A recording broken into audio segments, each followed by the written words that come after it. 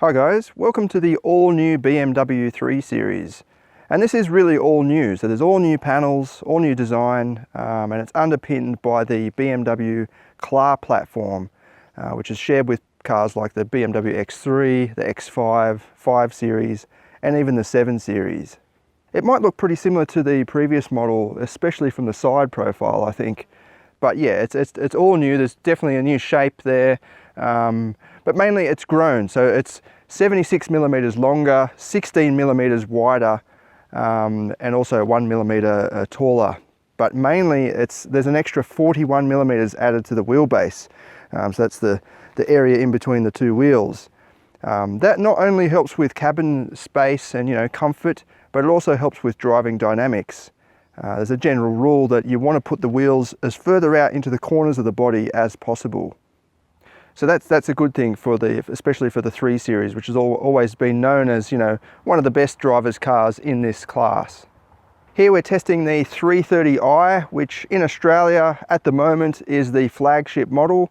You can also get 320D and the 330i, and that's it. And then later on there'll be an M340i M Performance version with the 6-cylinder engine, and then of course the M3 later down the track.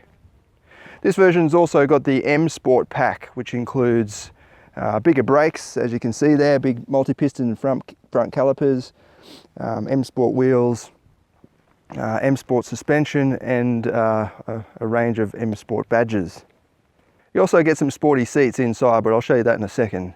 You'll have to excuse me today, I've got a pretty bad cold. So if I start to run out of breath, it's because I'm trying to talk and breathe through my mouth at the same time. Let's take a closer look at the design. So at the front, you've got these new kidney grills, which are now joined in the middle. So it's been a long tradition that there's two separate grills for decades of BMW models, whereas now you'll start to see this applied to all of BMW's vehicles where they're joined in the middle. And also another thing that's been dropped from tradition is the twin circular headlights. There are still twin elements in there, so there is a bit of heritage still there. But yeah, they've long been a tradition of twin circular headlights. At night time, it does look like a BMW. You can definitely tell that there's a BMW coming, just because you've got those twin lights. But the way they're conjoined now, they're starting to step away from that heritage.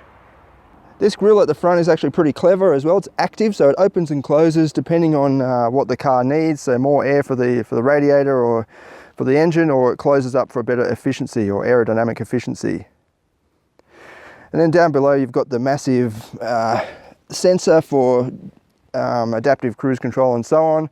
And then some cameras, or at least one camera up on top that picks up roadside recognition and also helps out with adaptive cruise control. And lane assist this model's got as well, actually. So it'll actually do the steering for you for short periods while you're on the highway. Another thing that's carried through with tradition is this color. So it's very similar to the Estoril blue that you used to be able to get on, I think it debuted with the E36 3 Series. I actually had an M3 E36 in this color back in the days. So this has got a bit of it rekindles a bit of the history for me. And then around at the back, you've got these new tail lights.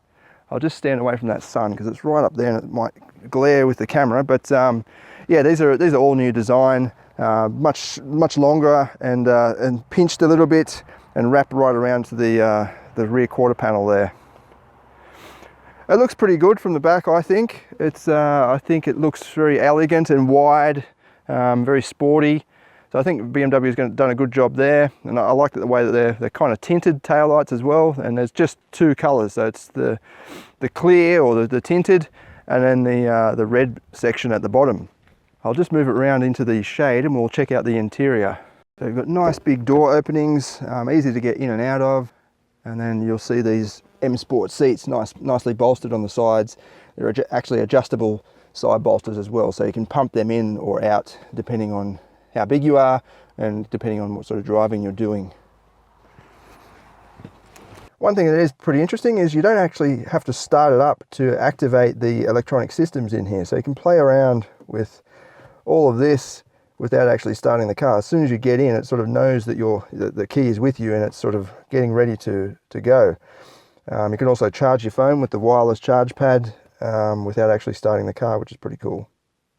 As you probably noticed, there's a big 12.3 inch instrument cluster, fully digital screen, so there's no sort of contours to that or anything. It's just one big screen. I think BMW is one of the last manufacturers to go to a full digital setup.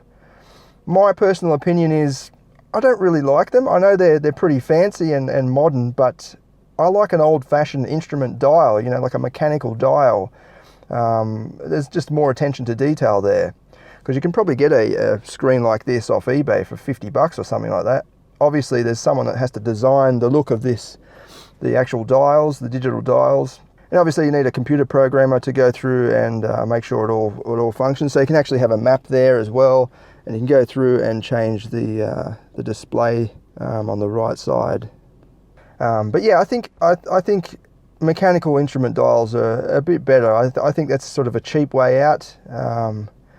In saying that, it probably is a little bit lighter in weight, so it does make some kind of minor difference to the driving dynamics and performance of the car, because obviously it's just a screen. There's no mechanical workings in the back there. It's just a screen. BMW has introduced its latest software media interface for the new model, and to tell you the truth, I'm not a huge fan of it on first impressions anyway. Maybe in a few days I'll get used to it, but you used to have these tiles that were spread across, and it was pretty obvious what sections you were in. Whereas now it's just got this little list here, and you go through, so you can go into the car, and you've got similar sort of setup from this point onwards. You can change the car settings and so on. The displays, even the color of the lighting in here. So this is at blue at the moment. I'm not sure if you can see that, but there's all blue lighting around this little door handle and everything. I'll just show you that actually, interior lighting. So yeah, you can change the colors. Got a fair few different colors to choose from. But yeah, I think I like the old the tile setup a bit better. BMW only introduced that in, I think it was 2016. They went from the list to a tile setup, and then they've gone back to a list again. So it's similar to the system prior to sort of 2015, where you used to just have a list, but it would be, you know, a bit bigger and written out in full. But it's similar control for the iDrive system, so you can push across, push the whole lever across to get further menus. I'll just show you. Go down to the car, and you can hit across, and you'll activate that section of the menu, and you can flick it back across this way. So it's all, I like the iDrive system. I think it's very easy to use. You've got the main menus just around here. You've got a back button as well, and it will go back from whatever screen you were previously at. It won't actually go back to a set, you know, direction where it will go back to the home menu. It'll go back to whatever you were in just prior to whatever screen you were just on, which is pretty good. What else? We've got communication, so you can connect your phone completely. And then you've got an option button for most settings as well. So if you go into, I'll go back to the car, and then you go option, it'll give you a few different options of what you can do there. And then down below you've got BMW's traditional 8-button pre-selector system, so you can preset these buttons to do pretty much whatever you want them to do. One can be digital radio station, another one can do change it back to an FM station or whatever. You can preset them to do almost anything, and they're actually pretty nice to play with as well. You only need to touch them to preload them, and then you can actually click them to go into it. But yeah, that's actually quite nice, just touching them. It's got some sort of sensor there. Then you've got your basic climate control along the bottom here. I don't like the way you can't turn the aircon on and off. You've got to actually go menu, aircon, and then you go to, sorry, I have to turn it on. So the aircon's on right now. And then you go to, I think it was, nope, we go back. But you can see what I mean already. Aircon, climate control AC. So you've got to actually turn it on and off from there.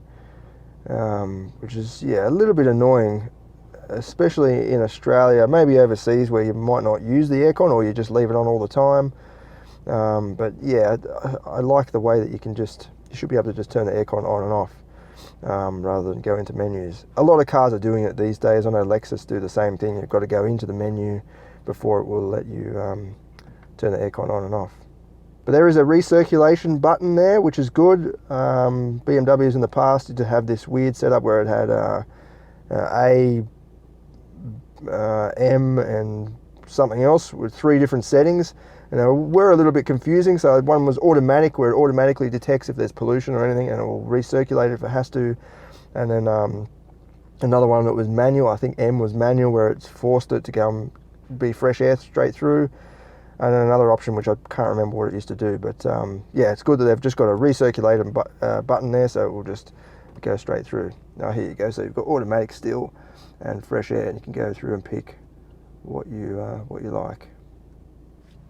In terms of cabin space, I think it's pretty roomy. It's not too bad at all for this class. There are a lot of cars in this class which do feel a bit cramped, such as the Lexus IS does feel a bit more, you're very cocooned in here, the high center console and so on. And even the Jaguar XE, it's got this A-pillar that sort of comes straight towards your forehead, makes you feel a bit more confined inside the car. Whereas this, it's a pretty nice balance, I think. It's definitely sporty, so you feel like you're sitting in the car rather than on the car. But it's not too sort of claustrophobic or anything like that. My head's nowhere near it's got a bit of a sunroof there, so you've got a bit more head clearance, but my head's nowhere near that at all. I've got the seat almost all the way down, and actually goes down further than that, but that would be too low for me. I do like the seat low, but it's actually too low for me if I put it all the way down. And then you've got a fully adjustable steering column as well. You can go all the way back, down, and yeah. So if you can't find a good driving position in here, then you're a very unusually shaped person. But yeah, for me, it's a great driving position. I'm not a huge fan of the sort of, I don't know what you call this, sort of checkered carbon fiber look, silver and black trimming, which is on the dash as well. But you can go through and get different options for that. But I do like this brushed aluminium style trim all around the dash. I think it's not tacky. It doesn't feel like it's scratchy or it's going to wear. It actually feels like it is metal. I don't know whether it is. It might actually be. I don't know. But yeah, I think that's quite nice. It makes it look very elegant. Plenty of charging facilities. So you've got a USB port in the front there, 12-volt socket, and the wireless charging pad. And you've also got another USB port in the center console. And you've got BMW's traditionally massive door pockets in the side there. It actually looks like it will come towards your leg. Maybe if you're a pretty large individual, you might actually touch that with your leg. It doesn't for me. But yeah, they're huge. They fit a big bottle in the door, and it's also got a little shelf to separate it. I like that there's another little shelf where the door handle is. So a lot of cars actually that goes through. So I put my phone in there numerous times in other cars, and your phone drops through. It's a little bit annoying, but just another little touch there. You can put some storage, put your belongings there.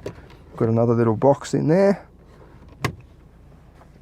You can change the brightness of the instrument dial and the media interface just with one quick dial just here, which is great. I love being able to do that, because sometimes in these digital cars you're driving along at night time and it's just blaring light coming from the instrument cluster, then you spend forever looking around for an adjustment for it. So it's good that BMW's just put a very common adjustment just there on the side of the steering wheel. Let's check out the back seats. So before you get in, you can see there's plenty of clearance. The door actually goes right back, the door opening, sorry, so you can get in pretty easily. There's those big door pockets and massive chunky things, aren't they? And once you're in, it's actually pretty good, yeah. I've got my seat in my normal natural position. The passenger seat's slightly further back, but you can see there's quite a lot of leg room for this class anyway, and decent comfort. I've got plenty of headroom. This comes right up there. It must be just for the sunroof, but yeah, then it pops back up again, so it gives you head clearance. But yeah, it's pretty comfortable back here. I don't have any complaints. The seat's quite nice and soft. It's not too firm.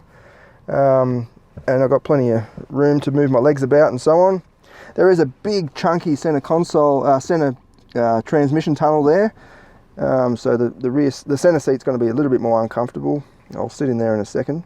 But you do have separate climate control back here, so you can change the temperature separate to the front. You don't have fan control, but you do have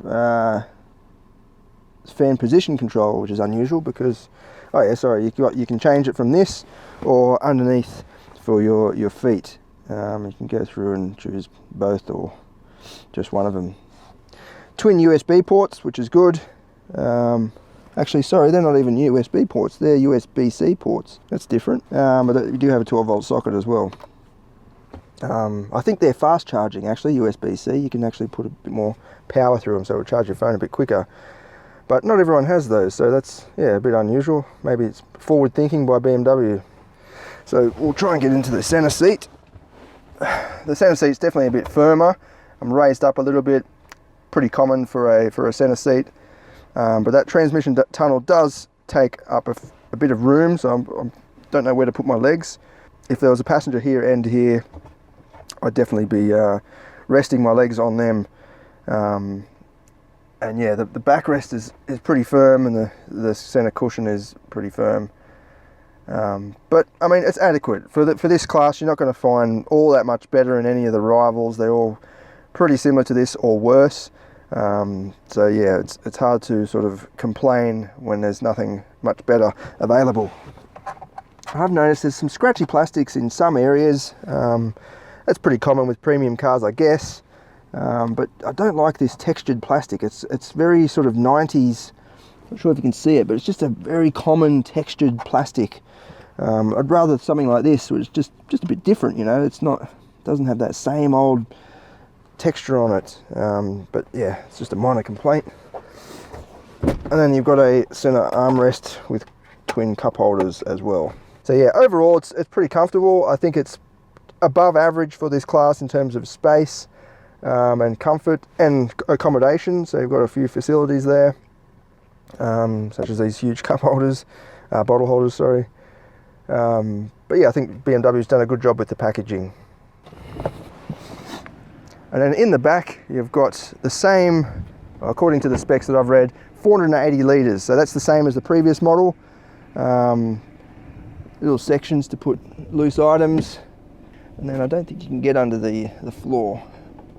Not easily anyway. So despite growing in size, the new 3 Series is actually a little bit lighter than the previous model.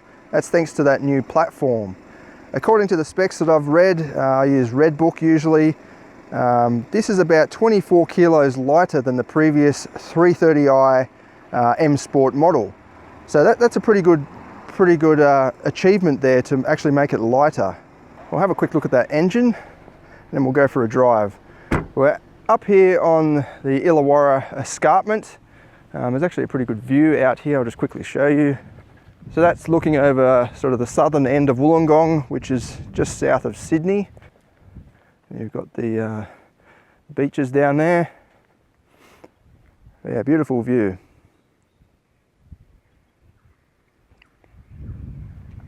Jamberoo Lookout is what it's called. And we're looking over sort of Kiama down through the southern end there, and then according to this map, yes, Lake Illawarra is that little lake, or the big lake over there. But yeah, it's definitely a good drive up here. There's some nice driving roads, which we'll check out in a minute. But we'll just have a quick look at that engine. There's 2 pulls of that lever, as per usual BMW. What you're looking at there is a 2-litre turbo 4-cylinder. It's carried over from the previous model, although retuned. It's still based on a B48 series engine, but now it produces 5 more kilowatts and 50 more newton meters. So this produces 400 newton meters of torque, which is, I'll just stand back a bit from the noise. That's a lot of power for a 2-litre turbo. A lot of the common sort of ratings at the moment for a 2-litre turbo are around 180 kilowatts and 350 newton meters, and there's some cars that produce 380 newton meters or 370. So 400 newton meters is quite a strong amount of grunt for a 2-litre. Avid fans of the 3 Series will remember the original 330i, which featured a naturally aspirated 3-litre 6-cylinder engine. You might be a little bit disappointed to hear that this has got a 4-cylinder, but you needn't worry too much because this goes really, really well. I have tested 0 to 100 and it's very quick. It's surprisingly quick.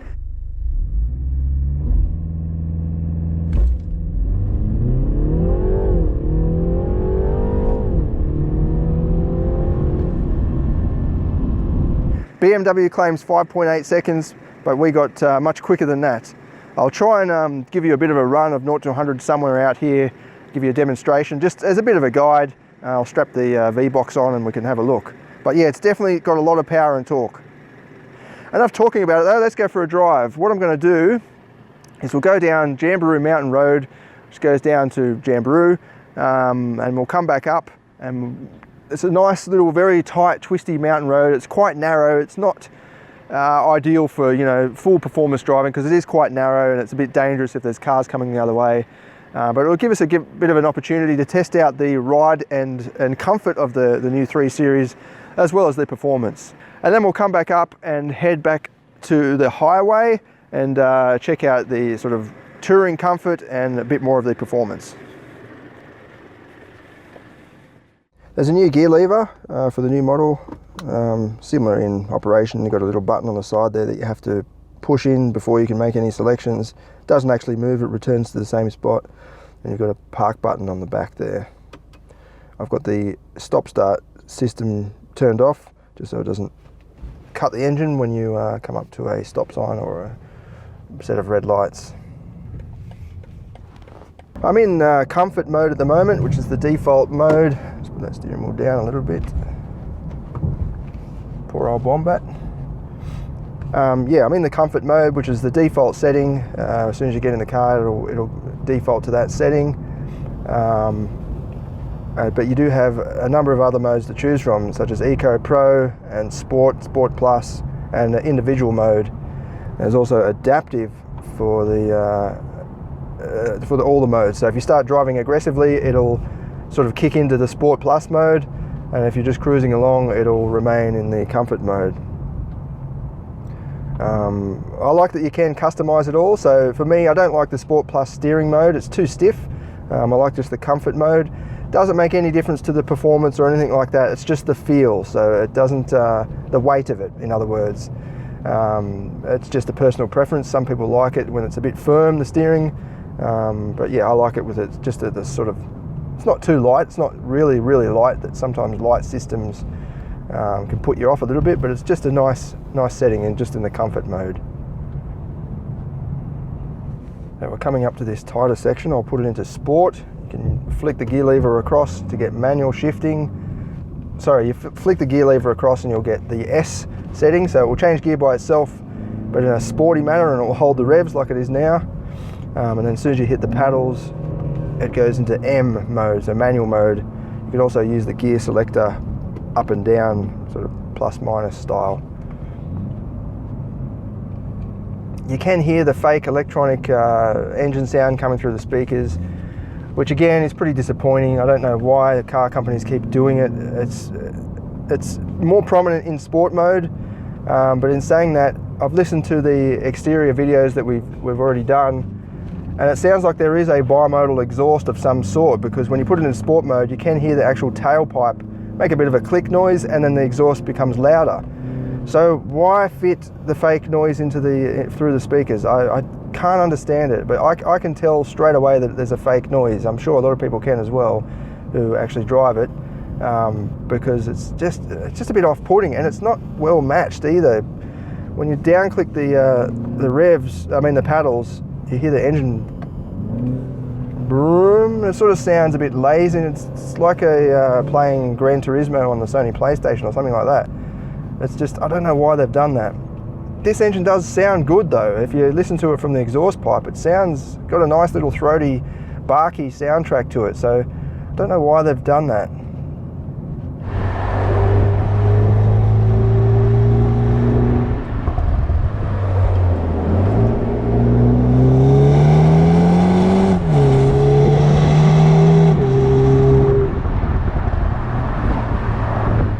So how does it go? Well, it goes really, really well actually. It's I'm surprised how how fast this thing goes. It's not even meant to be the sort of performance version. So even now I'm in third gear and there's just so much torque. I can feel it right there under my right foot. I don't need to push it very much at all to make some progress up this big steep hill. I'm just touching the accelerator. I'll give it some more. And it just picks up the more and more I push it.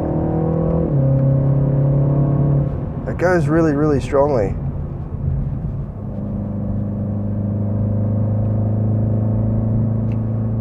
So fourth gear, only doing just 2,500 RPM. I'm just touching the throttle. I'll push it a little bit more, bit more, bit more. It picks up really, really well. I don't know how it's able to do that, but yeah, lots of torque, plenty of performance from this engine. You don't have to worry about it being not quick enough or anything like that. It's plenty fast enough for a non sort of performance model. And when you really get into it, I've got the stability and traction control still on. You just hold it down to turn it off.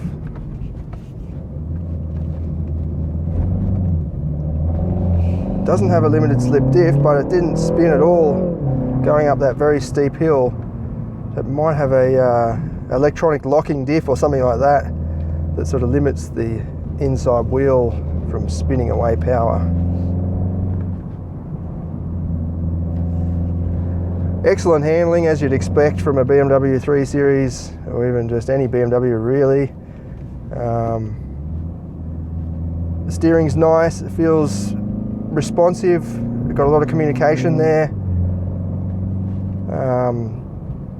I can't really show you how it goes. You really need to be pushing this thing really hard to experience just how good it is and how well balanced it is. But I have driven it very hard on our usual mountain road, and it responds really, really well. It just feels, what's the word? It's kind of safe and secure. It doesn't matter what you want to do, it'll do it, sort of thing. It's not worried at all. It's like boxing with Mike Tyson or something like that. It's just, yeah, whatever you want to do, just I'll be able to handle it, sort of thing. Like, you can come flying into a corner, late on the brakes, hard on the brakes, and it won't unsettle the car at all. It'll just slow down and just you're on your way. Hit the accelerator and back out the other side of the corner. It really is amazing the way they can get these sports sedans to handle so effortlessly fast and stable. So we're coming up to the little lookout where we started out, just down in there. And we'll head further up. There's some nice little winding bits just here, and then we'll try and do a 0 to 100 for you along the flat up the top. But yeah, so even though BMW has increased the width of the car by 16 millimeters, the track width's actually increased by more than that. So at the front it's about 40 millimeters extra, and then at the rear there's 20 millimeters extra width. So that obviously helps with stability and overall handling. Going further than that, the weight distribution is now 50-50, so there's the same weight over the front axle as the rear, helping with balance. And also the center of gravity has been brought down. And it feels good. It feels really good to drive this thing. It's very natural. It does what you want it to do. Maybe the steering wheel is a bit thick for my liking. BMW's always used a thick steering wheel, but this is probably the thickest I've come across on one of their cars. It is an M Sport steering wheel, so maybe the standard model doesn't come with one that's quite this thick. But yeah, it feels very, very chunky. Okay, so we've got a bit of a flat road here. I might just put the V-Box on and see what sort of times I can just show you. It's not going to be our official time, but I reckon it will give you a bit of a demonstration of how well this thing goes. Okay, so we've got the V-Box set up. There's a bit of a straight bit up here. Speed limit, well, it is 100 kilometers an hour. I don't know why that says 50 kilometers an hour. Maybe it thinks we're going down that road. I've got the car programmed in, BMW 330i, acceleration, hit test. Normally I like to leave it up on this screen, and I'll put the traction control into sport mode, which I think activates launch control, and then it's just a matter of putting it into D, hitting it over to S, and then that should allow us to do it. Okay, So you just hit go, bit of acceleration on the brake pedal, bit more, release, launch control active, fast gear changes, that's 100. So that's just done 5.7 by the looks of it. I'll pull over and we can have a closer look. But yeah, already straight away, BMW claims 5.8 seconds, so 5.7 is pretty good. So you just go to details and 5.69, so that's pretty quick. Considering it's just a 2-litre turbo, it's not actually a performance model, it's done 5.69. So now let's go and hit the highway and I'll show you a bit of the cruising ability, and we'll also go through some back roads around the high country of sort of Bowral and Mittagong for anyone that's around Sydney or knows Sydney area. If you are planning to do a bit of travelling around here, I would definitely recommend you head into the Robertson Pie Shop and get yourself a pie. They're pretty good. And if you go down that way, it's Macquarie Pass, which is also a pretty renowned driving road, but it's very busy. So as you can see here, it's got some nice little squiggly bits all the way down to Wollongong. But yeah, it does get quite busy.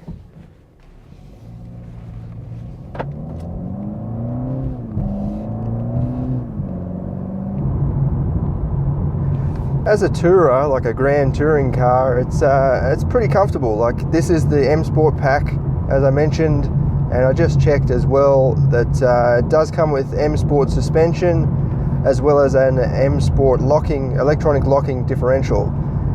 But even the M Sport suspension in the comfort mode, it's not too bad. I mean, there's a little bit of rigidity there, but it's to be expected of a little sporty sedan like this. A lot of the rivals are quite taut as well. Over bridge connections like that, there's a bit of a thud and a bit of noise coming through the cabin, but it's not bone jarring or anything like that. It's just a bit firm. But yeah, the trade-off to that is excellent handling. So if you want a pure luxury car, you need to go to something like a Lexus ES or something like that that's just got, you know, very soft and cushy and comforting suspension. It's a lovely part of the country up here. If you ever get a chance to go do some touring, it's beautiful. Yeah, it's really nice. Look at the green grass. There's some nice cottages and old style houses and all that sort of thing. So it is definitely worth a bit of a drive. And there's some good driving roads, as I mentioned before. Here we are. You can see there's pretty poor surface here. A lot of little potholes and little dips and ripples and so on. But this 3 Series is soaking them up pretty well. It's not uncomfortable. It's a bit firm, but again, it's to be expected of a car like this. If you come through here with a dual cab ute or something like that with leaf springs on the back, it's yeah, it just bounces all over the place. You even get a bit of bump steer where the wheels will actually change their tracking a little bit, just because of the sheer vibrations of it. But this is not doing too bad. I'm a bit biased when it comes to BMWs. I've had 5 BMWs now in the past that I've owned, and I don't really regard myself as a brand snob or anything like that. I just like cars that you can tell are made for driving, and BMW often gets closest to, sorry, that sun is right there, isn't it? BMW often gets closest to sort of my ideal driver's car. I haven't found my ideal driver's car. I think I have to engineer it myself, but BMW seems to get the closest most of the time. And yeah, this new 3 Series has definitely ticked all the right boxes for me. It's better than the previous model in pretty much every way. It's more powerful, it's faster, it handles better, it cruises better, it's more intelligent, it's more efficient. Speaking of which, I'll just check the fuel economy. So it's saying we're averaging 8.4, which is not too bad considering it does, you know, sub 6 seconds 0 to 100. 8.4 is not too bad at all. If you compare it to, you know, some other cars that do 5.6, 5.7 seconds, you're looking at, you know, 6 cylinders or even V8s. I remember the old Holden Commodore V8 would get close to sort of 5.5 seconds for the 270 kilowatt version. So In that respect, it's very good. In my opinion, it is the new benchmark standard for this class, as per typical 3 Series new models that come out. All the other rivals sort of now have to catch up to this, in my opinion. In terms of sporty mid-size sedans anyway. Sorry, my voice box is just about gone. Yeah, if you want pure comfort, there are some other options in this segment that are more comfortable, but then they lose in other areas. Whereas this is sort of an all-rounder that definitely is slightly more pointed towards the driving experience. I will be putting together a full review on the website soon, a written review, and we'll do our usual 0 to 100 video. I think I'm going to go home now and have some nice lemon tea or something, some bit of honey, and sit in front of the heater for a few hours. Thanks for watching.